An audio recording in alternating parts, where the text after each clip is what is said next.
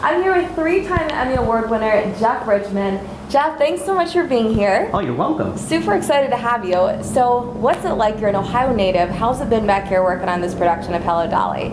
It's been great. It's been kind of like a vacation.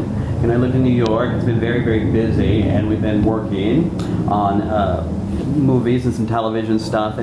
Jeff, you wear a lot of different hats. Composer, producer, and actor. So tell me, where does musical theater kind of rank up there for you? It's so interesting. You know, I got so far away from musical theater. Yeah. In the progression of just career. Because like when I first moved to Chicago, which is where I met Michael, and I was doing theater then, the thing that I fell into there was the comedy scene, which was the Second City and Improv Olympic and that.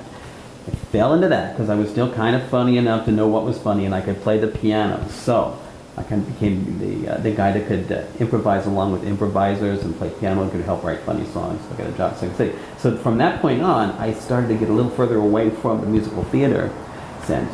And then it was from there went to, Saturday Night Live, and so, then you're really far away from theater. So you went further away, and then 30 Rock, and then we started producing television shows and directing and that whole sense, and that just keeps taking you further away. But there was in the back of your head going like, oh, we want to get back to we got to get back and write a show. People want to. So that's kind of our way. We made our way back with Mean Girls, and Tina's also the same. Who are, I've worked with and have been married to for a long time. I'm just joking. Anyway, she had the same press. She was also a theater major at the University of Virginia in playwriting and acting. And then you kind of took this kind of path where we met, where you get further away from theater, further away from live theater, and then you get back, you start to find, I just want to do this now, I want to do something different. It was very, very big to suddenly have a thing on Broadway and to be part of that community, and you're walking down 52nd Street and your name's up on lights. It's very, very thrilling. What did she think about you doing this? Who, Tina? Yeah. She's the one, because I was like, I can't do this. I mean, it's in the middle of, why did we say I was going to do this? This really played out like a drama. I was like, I haven't done this in 30 years. What are we doing? And it couldn't be the worst timing, because, as I said, we're finishing up Mean Girls. Right. The orchestras are coming in. We're getting ready to do Mean Girls in London, which is going on the West End. So we're getting ready to take the show over Similar there. to Mansfield. It's a little less than Mansfield, right, but a little bit more than Sandusky. Yeah. And Cedar Point. Right, anyway, exactly. Which I worked at too. Did you? I did. Were you a performer? I was. In 1985, I worked at Lusty Lil's, which is in Frontier Town. Why isn't that on your Wikipedia? I don't know. Who does my you should Wikipedia? Add that. I should you should add that. I've never put anything on it. But yes, I was at Lusty Lil's for a summer. I don't even know what that is. Is that still there? I haven't been. I haven't been back there since. When was the last time I was there was with Michael Thomas and my wife, Tina Fey. Aww. And that would have been like 1996. So. I think the whole park burnt down a few years ago. Oh my gosh. No, they actually just partnered with Six Flags. That's right. They are now like merging. Yes. Yeah, I don't know how that's going to be, but. I did that, and then, where we were going with this was how we got back to musical theater. How do you where does that rank for you with all the things that you do? You wear a lot of different hats. Right. So where does musical theater rank for you? We're going to find out this week if I'm back into it. I think we're going to find out if I make a real career change. If I don't completely flop sweat out there on Friday night, and then I'm going to get back into acting musical theater. I'm going to try to get some auditions. I'm going to do it. If I go out there and it's deer in the headlights, it's back to TV and movies. Back behind the camera. Back being the director. I'm very curious, and I want you to be honest. Do you have any weird rituals or things that you have to do before you go on stage? Don't know. It's been so long. I've been doing running my lines. That's important. Only thing. I mean, that's really important. It really is important, right? Yeah, that's a good ritual to have. Because it's a lot of lines. And I don't know yet. We'll find out. What about something lucky? Do you have anything lucky? Let me make something up now and make this. Yeah, make give me something cool. interesting. I'm going to try to give you something I remember now. I remember. I have a lucky rabbit's foot. Do you? Yeah, and when I Man, took I it have out- never heard of someone having a lucky Yeah, rabbit's yeah, foot. yeah, yeah. That's You good. know, that's lucky for everybody, but the rabbit. Yeah. That's the oldest Does joke. Tina have anything lucky? No, just me. Just you. That's right. That's right. Does she have any kind of ritual or anything like that? I don't think she does. Really? Very Okay. pragmatic about getting out there and doing her job. Fair enough. I can appreciate that. Yeah, I think the thing with I think SNL also brings, I think, so did Second City, that. Just the improv. It just be like, it just doesn't matter. Like, Yeah. it's gonna, like Lauren always says, you know, the show is on at 11:30, whether it's ready or not. Yeah. It doesn't matter. The show could be not done. And so I think that doing that for years just made you feel not so precious about every moment that you're either on stage or Right. everything you're doing or like this. It's something like, oh, it's been fun, you know. Yeah. No, I can totally appreciate that. So let's talk a little bit about Girls Five Eva, because that's something that is near and dear to you and to Tina. Yes. So we were just talking about how that just got bought out by Netflix. So what's going on there?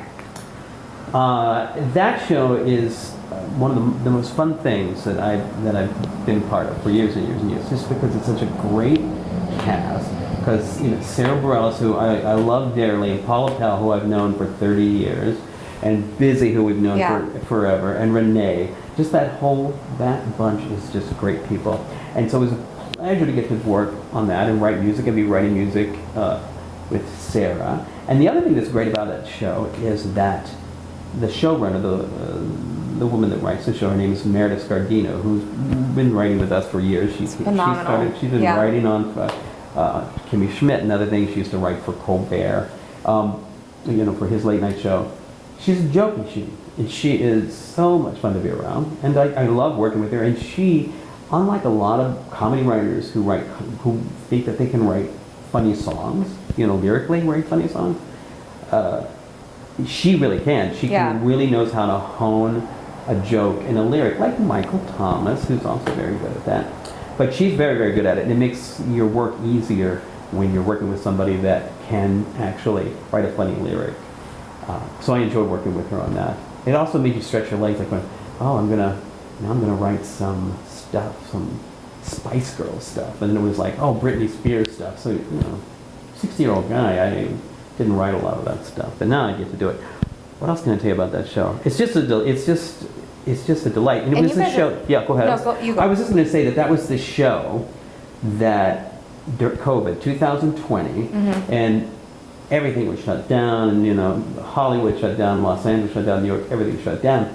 But TV was the thing that kind of came back to work. Yeah.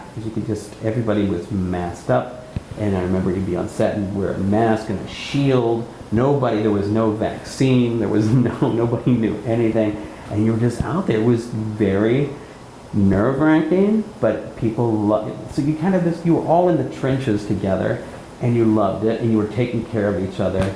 And that's kind of the things I remember about those first few days at Girls Five Eva, is that, we're all back. It's a new show. We're going to do it no matter what.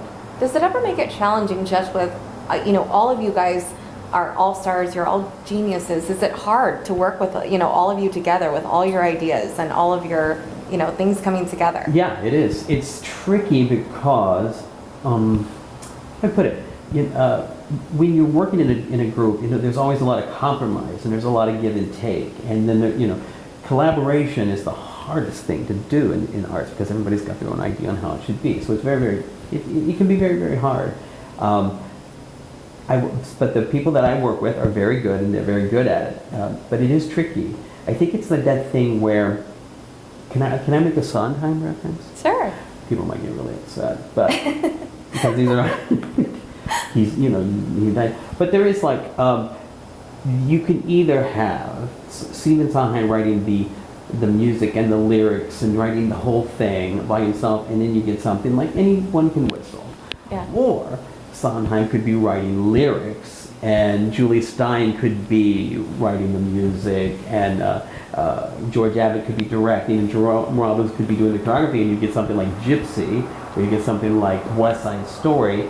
There's kind of a difference. You get more ideas coming in to make a thing. Yeah. Why did I make it about Sondheim? Because I could have done that same story with Leonard Bernstein. Leonard Bernstein, who was the composer on West Side Story, when he did West Side Story, there was no bigger show, there was no better show. But he wasn't writing lyrics, you know. So, did we get that? yes, I'm gonna just changing shift. hips. I'm gonna shift one time though, Go. because I also want to talk real quickly about Mean Girls too. Okay. So, Mean Girls, we were saying, can't you guys? Well, you composed music for it. 2017, 2018, it went to musical theater Yeah, on Broadway, and now 2024, it's getting ready to that musical comedy is getting ready to come out in theaters. That's right. Right. Okay. So we filmed. So it was on Broadway, and you know, it was a big hit on Broadway. It was great. We enjoyed it, and then we closed it during COVID. Yeah. A lot of things they said, okay, well, that's it. We'll take a break. And then I don't know, like 2 years ago, Paramount decided that they would like to produce the musical as a movie, and so we got back on board. Did you see that coming? Yeah, I mean, you kind of felt like that somebody was going to do that. People were still interested in doing those kind of things. Yeah. And, you know, La La Land, The Greatest Showman. There's been a few musicals out that have made money and been profitable. But this was kind of a different thing because I got to go back in and like retune the music to be for pop stars as opposed to Broadway stars, which is kind of a whole different thing. You know, Broadway, you have to write a show that people can sing 8 times a week, and if you're doing a movie, they only got to do it once, and they almost don't even have to do it once because there's machines and you can do all that. Now that's not what we had to do because we had great, you know, Renee Rapp is starring in it. It's got a great cast. Tina's in it. Ken Meadows is in it. But there's a great cast, and so I'm just swimming around here just a minute.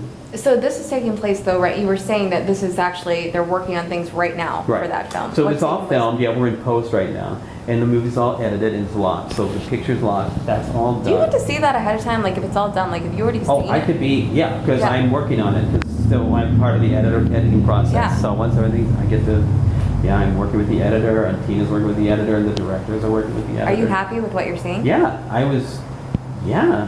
very happy.